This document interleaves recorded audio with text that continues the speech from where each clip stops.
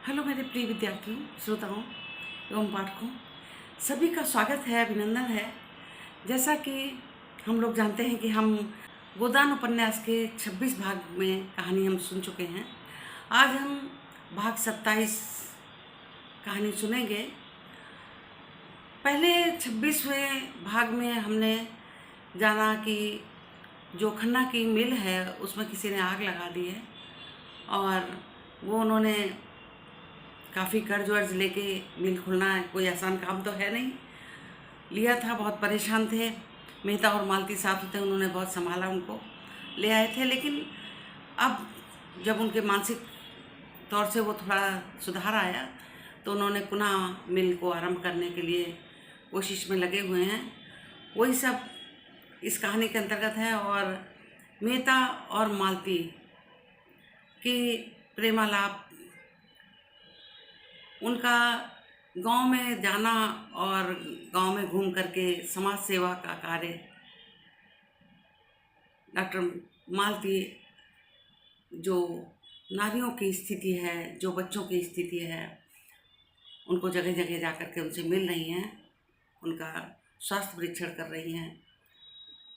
यही सब इस भाग में बहुत ही सुंदर ढंग से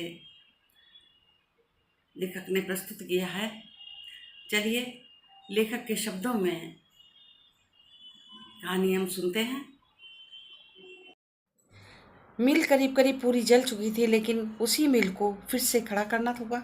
मिस्टर खन्ना ने अपनी सारे क्वेश्चंस के लिए लगा दी हैं। मजदूरों की हड़ताल जारी है, मगर अब उससे मिल मालिकों का कोई विशेष हानि नहीं है। नए आदमी कम वेतन पर मिल गए हैं और जी तोड़ काम करते हैं, क्योंकि उनमें सभी ऐसे हैं जिन्होंने बेकारी के कष्ट भोग लिए हैं और अब अपना बस चलता ऐसा कोई काम करना नहीं चाहते जिससे उनकी जीविका में बाधा पड़े। चाहे जितना काम लो, चाहे जितनी कम छुट्टियां दो, उन्हें कोई शिकायत नहीं। सिर झुकाए बैलों की तरह काम में लगे रहते हैं। घुड़कियां, गालियां, यहाँ तक डंडों की मार से भी उनमें ग्लानि नहीं आती। अब पुराने मजदूरों के लिए इसके सिवा कोई और मार्ग नहीं रह गया कि वह इसी घटी हुई मजदूरी पर काम करने आए और खन्ना साहब खुशामद करें। पंडित ओंकार नाथ पर उन्हें अब रत्ती भर भी विश्वास नहीं है। उन्हें ये अकेले दुकेले पाएँ तो शायद उनकी पूरी गत बनाए, पर पंडित जी बहुत बचे हुए रहते हैं। चिराग जलने के बाद अपने कार्यालय से बाहर नहीं निकलते और अफसरों की खुशामद करने में लगे रहते। मिर्जा खुर्शीद की धाक अब जो की त्यों है, लेकिन मिर्जा जी ने इन विचारों का कष्ट और उनके निवारण का अपने पास कोई उपाय न देखकर दिल से चाहते हैं कि सब के सब बहाल हो जाएं, मगर इसके साथ ही नए आदमियों के कष्ट का ख्याल करके जिज्ञासुओं से यह कह दिया करते हैं कि जैसी इच्छा हो वैसा करो। मिस्टर खन्ना ने पुराने आदमियों को फिर नौकरी पर के लिए इच्छुक देखा तो और भी अकड़ गए। हालांकि वह मन में सोचते थे कि इस वेतन पर पुराने आदमी नयों से कहीं अच्छे हैं। नए आदमी अपना सारा जोर लगाकर भी पुराने आदमियों के बराबर काम नहीं कर सकते। पुराने आदमियों में अधिकांश तो बचपन से ही मिल का काम करने में अभ्यस्त थे, खूब मचे हुए। नए आदमियों में अधिकतर देहातों के दुखी किसान थे, जिन्हें खुली हवा मैदान में पुराने जमाने के लकड़ी के औजारों से काम करने की आदत थी। मिल के अंदर उनका दम घुटता था और मशीनरी के तेज चलने वाले पुर्जों से उन्हें भय लगता था। आखिर जब पुराने आदमी खूब परास्त हो गए, तब खन्ना उन्हें बहाल करने पर राजी हुए, मगर नए आदमी इससे भी कम वेतन पर काम करने के लिए तैयार थे। और अब डायरेक्टरों के सामने यह सवाल आया कि पुरानों का बहाल करें या नयों को रहने दें। डायरेक्टरों में आधे तो नए आदमियों के वेतन घटाकर रखने के पक्ष में थे, आधों की यह धारणा थी कि पुराने आदमियों को हाल के वेतन पर रख लिया जाए। थोड़े से रुपए ज़्यादा खर्च होंगे। खूब परास्त हो गए, तब खन्ना उन्हें बहाल करने पर राजी हुए, मगर नए आदमी इससे भी कम वेतन पर काम करने के लिए तैयार थे। और अब डायरेक्टरों के सामने यह सवाल आया कि पुरानों का बहाल करें या नयों को रहने दें। डायरेक्टरों में आधे तो नए आदमियों के वेतन घटाकर रखने के पक्ष में थे, आधों की यह धारणा थी कि पुराने आदमियों को हाल के वेतन पर रख लिया जाए। थोड़े से रुपए ज़्यादा खर्च होंगे। जरूर, मगर उससे कहीं ज़्यादा होगा। खन्ना मिल के प्राण थे, एक तरह से सर्वेसर्वा। डायरेक्टर तो उनके हाथ की कठपुतलियाँ। निश्चित खन्ना ही के हाथों में था और वह अपने मित्रों से नहीं, शत्रुओं से भी इस विषय पर सलाह ले रहे थे। सबसे पहले तो उन्होंने गोविंदी की सलाह ली। जब से मालती की ओर से उन्हें निराशा हो गई थी, गोविंदी को मालूम हो गया था कि मेहता जैसे विद्वान और अनुभवी ज्ञानी आदमी मेरा कितना सम्मान करता है और मुझसे किस प्रकार से साधना की आशा रखता है। तब से दंपत्ति में स्नेह फिर से जाग उठा। स्नेह ना कहो, मगर साहचर्य तो था ही। आपस में वह जलन अशांति न थी, बीच की दीवार टूट गई थी। मालती के रंग ढंग की भी काया पलट होती जाती थी। मेहता का जीवन अब तक स्वाध्याय और चिंतन में डूबा था। सब कुछ कर चुकने के बाद आत्मवाद और अनात्मवाद की खूब छानबीन कर लेने पर वह इसी तत्व पर पहुंच जाते कि प्रवृत्ति और निवृत्ति दोनों के बीच में जो सेवा मार्ग है, चाहे उसे कर्मयोग कहो, वही जीवन का सार्थक कर सकता है, वही जीवन को ऊंचा और पवित्र बना सकता है। किसी सर्वज्ञ ईश्वर में उनका विश्वास न था, यद्यपि वह अपनी नास्तिकता को प्रकट न करते थे। इसलिए इस विषय में निश्चित रूप से कोई मत स्थिर करना अपने लिए असंभव समझते थे। पर यह धारणा उनके मन में दृढ़ हो गई थी कि प्राणियों के जन्म मरण, सुख दुख, पाप पूर्ण में कोई ईश्वरीय विधान नहीं है। उनका ख्याल था कि मनुष्य ने अपने अहंकार में अपने को इतना महान बना लिया है कि उसके हर काम की प्रेरणा ईश्वर की ओर होती है। इसी तरह वह टिड्डियां भी ईश्वर को उत्तरदायी ठहराती होंगी, जो अपने मार्ग में समुद्र आ जाने पर अरबों की संख्या में नष्ट हो जाती हैं। मगर ईश्वर के यह विधान इतने अज्ञेय हैं कि मनुष्य की समझ में नहीं आते, तो उन्हें मानने से ही मनुष्य को क्या संतोष मिल सकता है। ईश्वर की कल्पना का एक ही उद्देश्य उनकी समझ में आता है, वह था मानव जीवन की एकता। एकात्मवाद और सर्वात्मवाद या अहिंसा तत्व को वह आध्यात्मिक दृष्टि से नहीं, भौतिक दृष्टि से ही देखते थे। यद्यपि इन तत्वों का इतिहास के किसी काल में आधिपत्य नहीं रहा, फिर भी मनुष्य जाति की सांस्कृतिक विकास में उनका स्थान बड़े महत्व का है। मानव समाज की एकता में मेहता का दृढ़ विश्वास था, मगर इस विश्वास के लिए उन्हें ईश्वर तत्व के मानने की जरूरत न मालूम होती थी। उनका मानव प्रेम इस आधार पर अवलंबित न था कि प्राणी मात्र में एक आत्मा का निवास है। द्वैत और अद्वैत का व्यवहारिक महत्व के सिवा वह और कोई उपयोग न समझते थे, और वह व्यवहारिक महत्व उनके लिए मानव जाति के एक दूसरे के समीप लाना, आपस के भेदभाव को मिटाना, मातृ भाव को दृढ़ करना ही था। यह एकता, यह अभिन्नता उनकी आत्मा में इस तरह जम गई थी कि उनके लिए किसी आध्यात्मिक आधार की सृष्टि कर उनकी दृष्टि में व्यर्थ थी, और एक बार इस तत्व को पाकर वह शांत न बैठ सकते थे। स्वार्थ से अलग अधिक काम करना उनके लिए आवश्यक हो गया था। इसके बगैर उनका चित्त शांत ना हो सकता था। यश, लाभ और कर्तव्य पालन के भाव उनके मन में आते न थे। उनकी तुच्छता ही उन्हें इनसे बचाने के लिए काफ़ी थी। सेवा ही अब उनका स्वार्थ हो जाती थी, और उनकी इस सुधार वृत्ति का असर अज्ञात रूप से मालती पर भी पड़ता था। अब तक जितने मर्द उसे मिले, सभी ने उसकी विलास वृत्ति को ही उकसाया। उसकी त्याग वृत्ति दिन दिन क्षीण हो जाती थी, पर मेहता के संसर्ग में आकर उसकी त्याग भावना सजग हो उठी थी। सभी मनस्वी प्राणियों में यह भावना छिपी रहती है और प्रकाश पाकर चमक उठती है। आदमी अगर धन या नाम के पीछे पड़ा है तो समझ लो कि अभी तक उसमें परिष्कृत आत्मा के संपर्क में नहीं आया है। मालती अब अक्सर गरीबों के घर बिना फीस लिए ही मरीजों को देखने चली जाती। मरीजों के साथ उसका व्यवहार मृदुता आ गई थी। हाँ, अभी तक वह शौक श्रृंगार में अपना मन ना हटा सकी थी। रंग और पाउडर का त्याग उसे अपने आंतरिक परिवर्तनों से भी ज़्यादा कठिन जान पड़ता था। इधर कभी कभी दोनों देहातों में चले जाते और किसानों के साथ 2-4 घंटे रहकर, कभी कभी उनके झोपड़ों में रात काटकर और उन्हीं का सा भोजन करके अपने को धन्य मानते थे। एक दिन सेमरी तक पहुंच गए। घूमते घूमते बेलारी जा पहुंचे। होरी द्वार पर बैठा चिलम पी रहा था कि मालती और मेहता आकर खड़े हो गए। मेहता ने होरी को देखते ही पहचानने बोला, ये तुम्हारा गांव है, याद है हम लोग राय साहब के यहाँ और तुम धनुष यज्ञ में लीला माली बने थे। होरी किस्मत जागोटी पहचाना और पटेश्वरी के घर की ओर कुर्सियां लाने चला। मेहता ने कहा, कुर्सियों का कोई काम नहीं है, हम लोग इसी खाट पर बैठ जाते हैं। यहाँ कुर्सी पर बैठने नहीं, तुमसे कुछ सीखने आए हैं। दोनों खाट पर बैठे। होरी हतबुद्धि सा खड़ा था। इन लोगों के क्या खातिर करे, बड़े बड़े आदमी हैं, इनकी खातिर करने लायक उसके पास है ही क्या। आखिर उसने पूछा, पानी लाऊं? मीता ने कहा, हाँ प्यास तो लगी है, कुछ मीठा भी लेता हूँ, लाओ अगर घर में हो। होरी घर में मीठा और पानी लेने गया, तब तक गांव के बालकों ने आकर इन दोनों आदमियों को घेर लिया और लगे रखने, मानो चिड़ियाघर के अनोखे जंतु आ गए हों। सिल्लो भी बच्चे को लिए किसी काम में चली जा रही थी। इन दोनों आदमियों को देखकर कौतूहलवश ठिठक गई। मालती ने आकर उसके बच्चे को गोद में ले लिया और प्यार से करती हुई बोली, कितने दिनों का है? सिल्लो को ठीक ना मालूम था। एक दूसरी औरत ने बताया, कोई साल भर का होगा, क्यों नहीं? सिल्लो ने समर्थन किया। मालती ने विनोद किया, प्यारा बच्चा है, इसे हमें दे दो। सिल्लो ने गर्व से फूलकर कहा, आप ही का तो है। हाँ, मैं इसे ले जाऊं?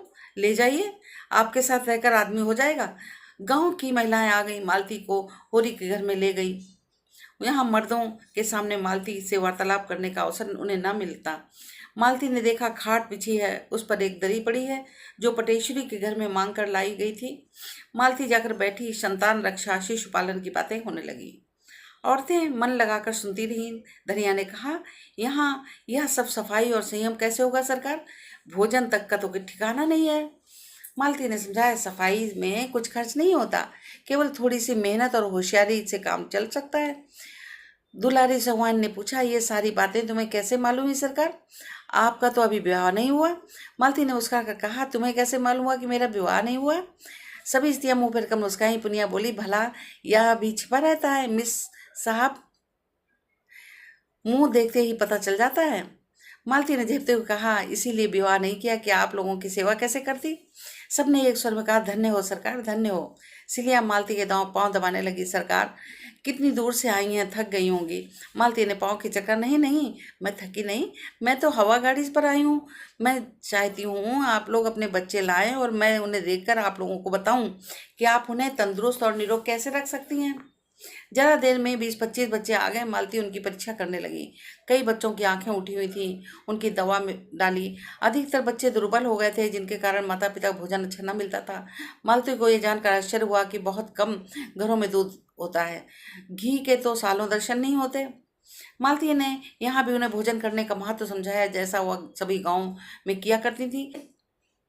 उसका जी इसलिए जलता है कि ये लोग अच्छा भोजन नहीं करते। उसे ग्रामीणों पर क्रोध आ जाता था। क्या तुम्हारा जन्म इसीलिए हुआ है कि तुम मर मर कर कमाओ और जो कुछ पैदा करो खा ना सको? जहाँ 2-4 बैलों के लिए भोजन है, 1-2 गाय भैंसों के लिए चारा नहीं है।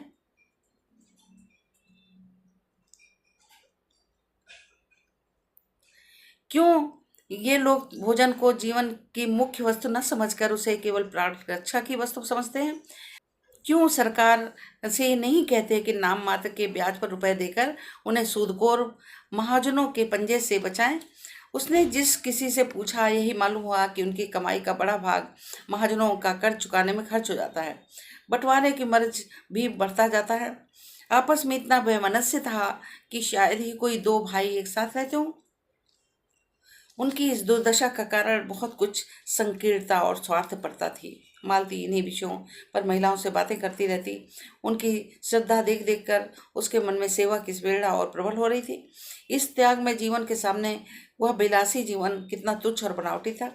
आज उसके वह रेशमी कपड़े जिन पर जरी का काम था, और वह गंध से महकता हुआ शरीर और पाउडर से अलंकृत मुखमंडल उसे लज्जित करने लगा। उसकी कलाई पर बंधी हुई सोने की घड़ी जैसे अपने अपलक नेत्रों से उसे घूर रही थी। उसके गले में चमकता हुआ जड़ाऊ नेकलेस मानो उसका गला घोट रहा हो। इस त्याग और श्रद्धा की देवियों के सामने वो अपनी दृष्टि में नीचे लग रही थी। वह इन ग्रामीणों से बहुत सी बातें ज्यादा जानती थी, समय की गति ज्यादा पहचानती थी, लेकिन जिन परिस्थितियों में गरीब ने जीवन को सार्थक कर रही हैं, उनमें क्या वह एक दिन भी रह सकती है? उस जिनमें अहंकार का नाम नहीं है, दिन भर काम करती हैं, उपवास करती हैं, रोती हैं, फिर भी इतनी प्रसन्न मुख। दूसरे इनके लिए इतने अपने हो गए कि अपना अस्तित्व ही नहीं रह गया। उनका अपनापन अपने लड़कों में, अपने पति में, अपने संबंधियों में है। इस भावना की रक्षा करते हुए इसी भावना का क्षेत्र और बढ़ाकर भावी नारीत्व का आदर्श निर्माण होगा। जागृत देवियों में इसकी जगह आत्म सेवन का जो भाव आ बैठा है, सब कुछ अपने लिए, अपने भोग विलास के लिए। उससे तो ये सुषुप्तावस्था ही अच्छी। पुरुष निर्दयी है माना, लेकिन है तो इन्हीं माताओं का बेटा। क्यों माता ने पुत्र को ऐसी शिक्षा नहीं दी कि माता की स्त्री जाति की पूजा करता, कि वह माता की स्त्री जाति की पूजा करता। इसीलिए कि माता को शिक्षा देनी नहीं आती, इसीलिए कि उसने अपने को इतना मिटाया कि उसका रूप ही बिगड़ गया, उसका व्यक्तित्व ही नष्ट हो गया। नहीं, अपने को मिटाने से काम न चलेगा। नारी को समाज कल्याण के लिए अपने अधिकारों की रक्षा करनी पड़ेगी। उसी तरह जैसे इन किसानों को अपनी रक्षा के लिए देवत्व का कुछ त्याग करना पड़ेगा। संध्या हो गई। मालती को औरतें अब तक घिरे हुए थीं। उसकी बातों से जैसे उन्हें तृप्ति नहीं होती थी। कई औरतें ने उससे रात को यहीं रहने का आग्रह किया। मालती को भी उनका सरल स्नेह ऐसा प्यारा लगा कि उसने उनका निमंत्रण स्वीकार कर लिया। रात को औरतें उसे अपना गाना सुनाएंगी। मालती ने प्रत्येक घर में जा जाकर उनकी दशा का परिचय प्राप्त करने में अपने समय का सदुपयोग किया। उनकी निष्कपट सद्भावना और सहानुभूति उन गंवारिनों के लिए देवी के वरदान से कम न थी। उधर मेहता साहब घाट में आसन जमाए किसानों को कुश्ती देख रहे थे। पछता रहे थे मिर्जा जी को क्यों न साथ ले आए, नहीं तो उनका भी एक जोड़ हो जाता। उन्हें आश्चर्य हो रहा था, ऐसे प्रौढ़ और निरीह बालकों के साथ शिक्षित कराने वाले लोग कैसे निर्दयी हो सकते हैं। अज्ञान की भांति ज्ञान भी सरल, निष्कपट और सुनहले स्वप्न देखने वाला होता है। मानवता में उसका विश्वास इतना दृढ़, इतना सजीव होता है कि वह उसके विरुद्ध व्यवहार को अमानुषिक समझने लगता है। वह यह भूल जाता है कि भेड़ियों ने भेड़ों की निरीहता का जवाब सदैव पंजे और दांतों से दिया है। वह अपना एक आदर्श संसार बनाकर उसको आदर्श मानवता से आबाद करता है और उसी में मग्न रहता है। यथार्थता कितनी अगम्य, कितनी दुर्बोध, कितनी अप्राकृतिक है, उसकी ओर विचार करना उसके लिए मुश्किल हो जाता है। मेहता जी इस समय इन गंवारों के बीच में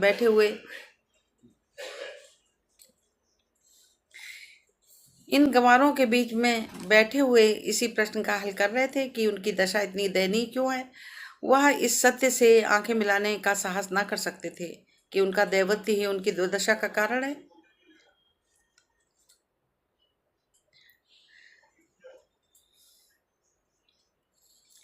काश ये आदमी ज़्यादा और देवता कम होते तो यूं न ठुकराए जाते। देश में कुछ भी हो, क्रांति ही क्यों ना आ जाए, इनसे कोई मतलब नहीं। कोई दल इनके सामने सबल के रूप में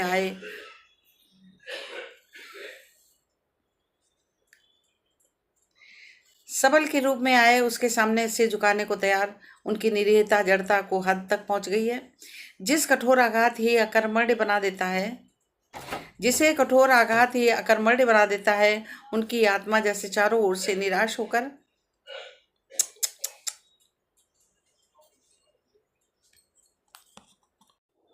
उनकी निरीहता जड़ता की हद तक पहुंच गई है। जिसे कठोर आघाती अकर्मण्य बना सकता है, उसकी आत्मा जैसे चारों ओर निराश होकर अब अपने अंदर की टांगें तोड़कर बैठ गई है। उनमें अपने जीवन की चेतना ही जैसे लुप्त हो गई है। संदेह हो गई थी। जो लोग अब तक खेतों में काम कर रहे थे वे दौड़े चले आ रहे हैं। उसी समय मेहता ने मालती को गांव की औरतों के साथ इस तरह तल्लीन होकर एक बच्चे को गोद में लिए देखा तो मानो वह उन्हें में से एक है। मेहता का हृदय आनंद से गदगद हो उठा। मालती ने एक प्रकार से अपने को मेहता का अर्पण कर दिया था। इस विषय में मेहता को अब कोई संदेह न था, मगर अभी तक उनके हृदय में मालती के प्रति वह उत्कट भावना जागृत नहीं हुई थी, जिसके बिना विवाह का प्रस्ताव करना उनके लिए हास्यजनक था।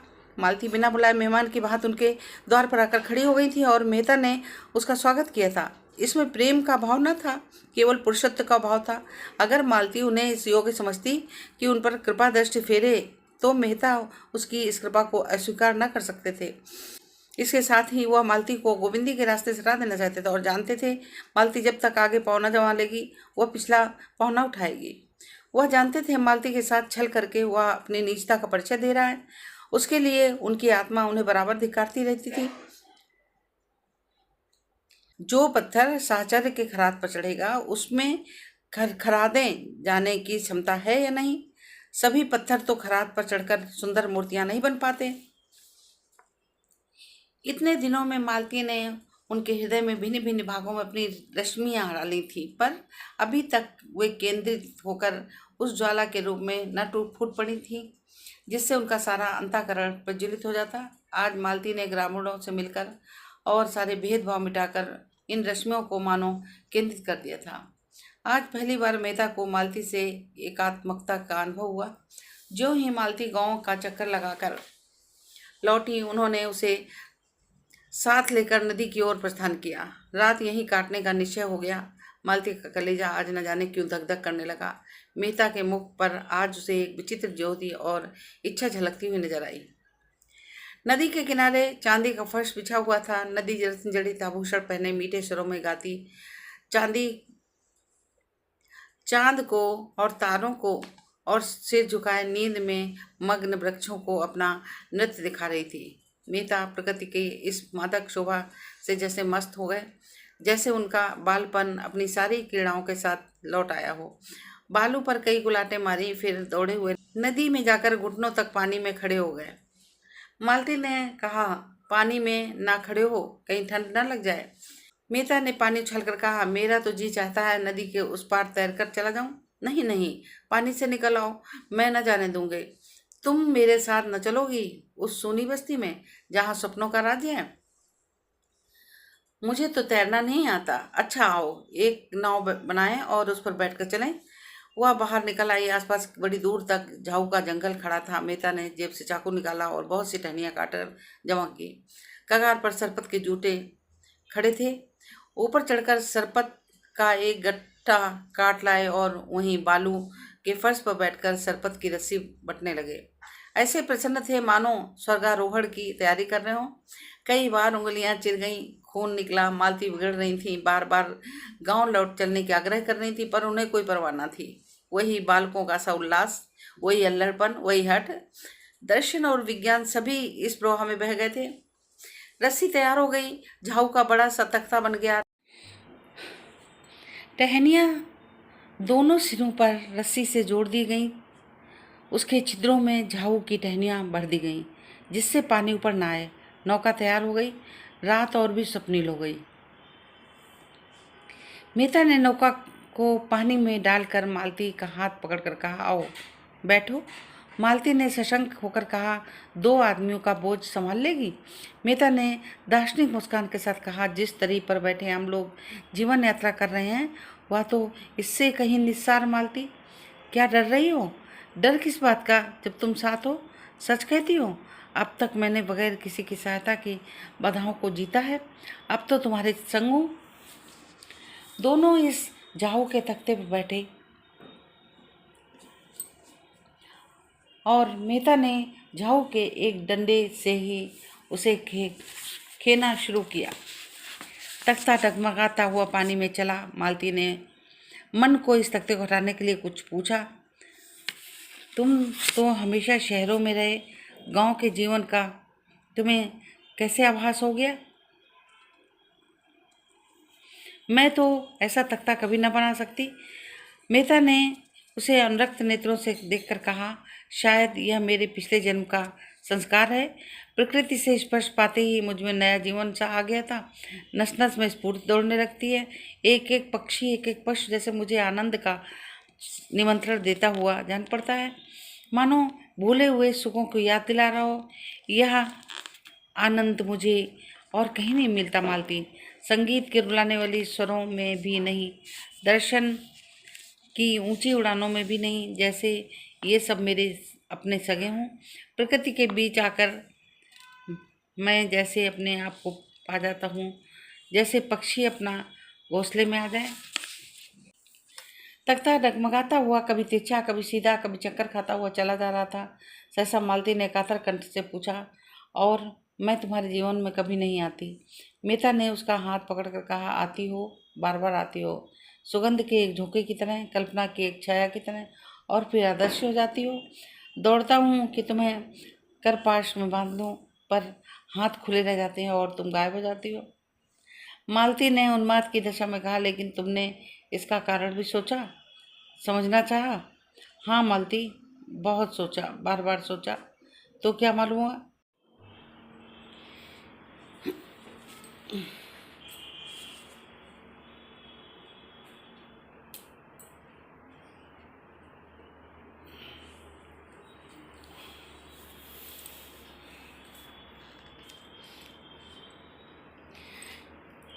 यही कि मैं जिस आधार पर जीवन का भवन खड़ा करना चाहता हूँ वह स्थिर है। वह कोई विशाल भवन नहीं, केवल एक छोटी सी शांत कुटिया है, लेकिन उसके लिए भी कोई स्थिर आधार चाहिए। मालती ने अपना हाथ छुड़ाकर जैसे मान करते हुए कहा, ये झूठा आक्षेप है। तुमने सदैव मुझे परीक्षा की आंखों से देखा है, कभी प्रेम की आंखों से नहीं। क्या तुम इतना भी नहीं जानते कि परीक्षा नहीं चाहती? क्या तुम इतना नहीं जानते कि नारी परीक्षा नहीं चाहती, प्रेम चाहती है? परीक्षा गुणों को अवगुण, सुंदर को असुंदर बनाने वाली चीज़ है। प्रेम अवगुणों को गुण बनाता है, असुंदर को सुंदर। मैंने तुमसे प्रेम किया है, मैं कल्पना ही नहीं कर सकती कि तुम में कोई बुराई भी है, मगर तुमने मेरी परीक्षा की और तुम मुझे अस्थिर, चंचल, जाने क्या क्या समझकर मुझसे हमेशा दूर भागते रहे। नहीं, मैं जो कुछ कहना चाहती हूँ वो मुझे कह लेने दो। मैं क्यों अस्थिर और चंचल हूँ? इसलिए कि मुझे प्रेम नहीं मिला जो मुझे स्थिर और अचंचल बनाता है। अगर तुमने मेरे सामने उसी तरह आत्मसमर्पण किया होता जैसे मैंने तुम्हारे सामने किया है, तो तुम आज मुझ पर आक्षेप न रखते। मीता ने मालती के मान का आनंद उठाते हुए कहा, तुमने मेरी परीक्षा कभी नहीं की? सच कहती हो? कभी नहीं? तो तुमने गलती की है। मैं उसकी परवाह नहीं करती।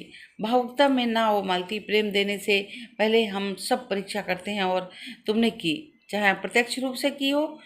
मैं आज तुमसे स्पष्ट कहता हूँ, पहले मैंने तुम्हें किसी उसी तरह देखा जैसे रोज ही हजारों देवियों को देखा करता हूँ, लेकिन केवल विनोद के भाव से। मैं गलती नहीं करता।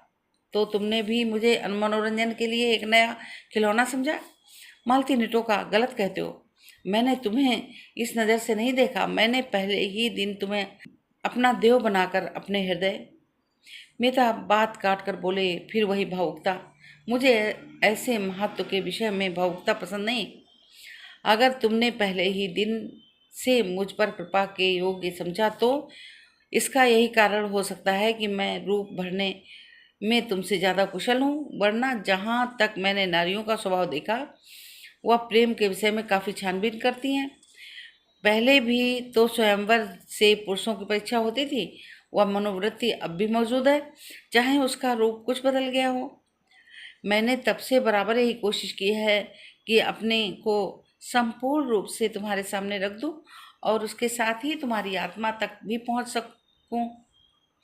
मैं ज्यों ज्यों तुम्हारे अंतःकरण की गहराई में उतरा हूँ, मुझे रत्न ही मिले हैं। मैं विनोद के लिए आया और आज उपासक बना हुआ हूँ।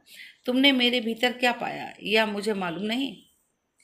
नदी का दूसरा किनारा आ गया। दोनों उतरकर उसी बालू के फर्श पर जा बैठे और मेहता फिर उसी प्रवाह में बोले, आज मैं यहाँ वही पूछने के लिए तुम्हें लाया हूँ। मालती ने कांपते हुए स्वर में कहा, क्या अभी तुम्हें मुझसे ये पूछने की जरूरत बाकी है? हाँ, इसीलिए मैं आज तुम्हें अपना वह रूप दिखाऊंगा जो शायद अभी तक तुमने नहीं देखा और जिसे मैंने भी छिपाया है। अच्छा, मान लो मैं तुमसे विवाह करके कल तुमसे बेवफाई करूं, तो तुम मुझे क्या सजा दोगी? मालती ने उनकी ओर चकित होकर देखा। उसका आशय उसकी समझ में नहीं आया। ऐसा प्रश्न क्यों करते हो? मेरे लिए बड़े महत्व की बात है। मैं इसकी संभावना नहीं समझती। संसार में कुछ असंभव नहीं है। बड़े से बड़ा महात्मा भी एक क्षण में पतित हो सकता है। मैं उसका कारण खोजूंगी और उसे दूर करूंगी। मान लो मेरी आदत न छूटे, फिर मैं नहीं कह सकती क्या करूंगी, शायद विष खाकर सो रहूं। लेकिन यदि मुझसे यही प्रश्न करो तो मैं उसका दूसरा जवाब दूंगा। मालती ने सशंक स्वर में पूछा, बताओ। मेहता ने दृढ़ता से कहा, मैं पहले तुम्हारा प्राणांत कर दूंगा और फिर अपना। मालती ने जोर से कहा हमारा, और सिर से पांव तक सिहर उठी। उसकी हंसी केवल उसके सिहरन को छुपाने की आवरण थी। मेहता ने पूछा, तुम हंसी क्यों? इसलिए कि तुम ऐसे हिंसावादी नहीं जान पड़ते? नहीं मालती, इस विषय में मैं पूरा पशु और उस पर लज्जित होने का कोई कारण नहीं देखता।